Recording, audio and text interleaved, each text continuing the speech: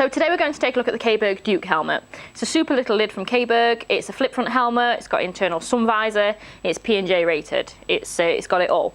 So we'll start with the internal sun visor. It's a dark tinted visor. It covers the whole of the eye zone. It's easily retracted and pushed back down using this mechanism, central locator, so you can use your left or your right hand as per your preference. It's a really smart touch, quite a significant feature and very sought after. Moving on to the external visor here, you can see it's quite aggressively styled. It gives it quite a nice look. It certainly sets it aside from all the helmets that are on the market today. It's pin lock ready. Caberg actually supply a pin lock anti-fog insert with the purchase of the Duke. Thank you, Caberg. It's the best on the market, hands down. It sits inside the visor and it provides a brilliant anti-fog screen, so that if you're riding in all weathers, then you don't have to worry about misting up. It really is the best. So I'll just show you the removal of the visor while we're talking about the visor. It's quite straightforward. There's two little arrows that you'll need to have lined up. You might not be able to see them on the camera there, but two little discrete arrows. Once they're lined up, then you pull back this peg, and the lever just frees the visor there. Exactly the same on the other side, and the visor is freed. Simple as that. To refit the visor, it's essentially the reverse of that process. You'll need to line the arrows back up. I'll show you. Line the arrows back up. Do the rear arrow, the rear of the visor first. You'll hear quite a positive click, and then pull the lever, and it snaps down and into place. Again, exactly the same on the other side. Push the back of the peg in, and pull the lever forward, and push. You might have heard that click there. It wasn't as positive, but I could see and feel that it had gone in there. So just test the visor. It's nice and smooth, so you know you fitted it correctly. So moving on, I'll show you the flip mechanism now of the Caberg Duke. As I mentioned, it's P&J rated, which means now that when the lid is flipped up, this button here just operates that flip front there.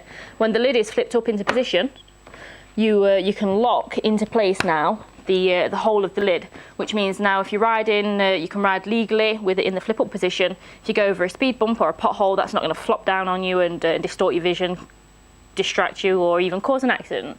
So that's now perfectly legal. It wasn't before. To drop down that lid, we just release that catch there, and the lid will drop down and click back into place. So really nice, positive flip front helmet for you. So moving on to the ventilation of the Caberg Duke. At the front here, it's got five ventilation points, which allow fresh air into the helmet. It cools the face area, keeps you feeling nice and fresh when you're riding in warmer weather. On the top of the visor, you've got this quite large on-off ventilation scoop here, which will draw a lot of air in to cool the top and the back of the head.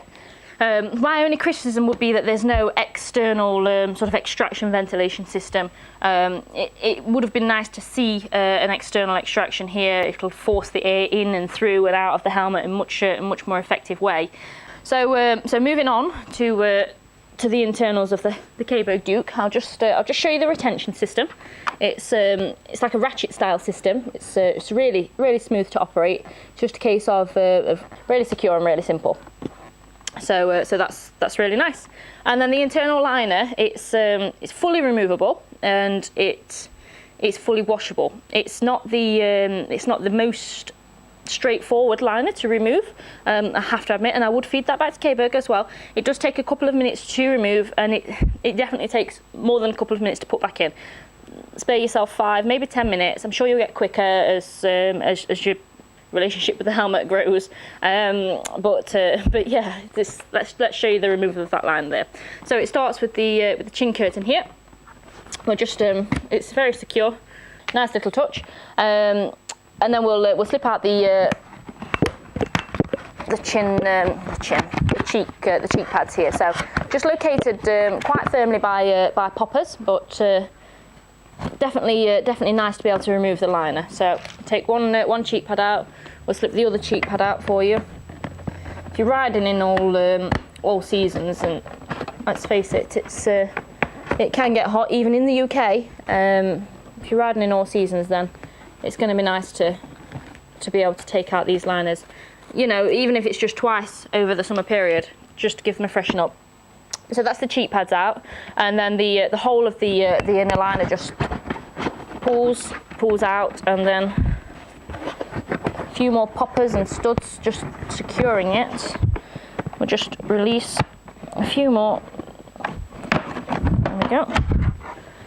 Sounds worse than it looks. It is just securely fitted. So that takes the whole of the skull cap out now.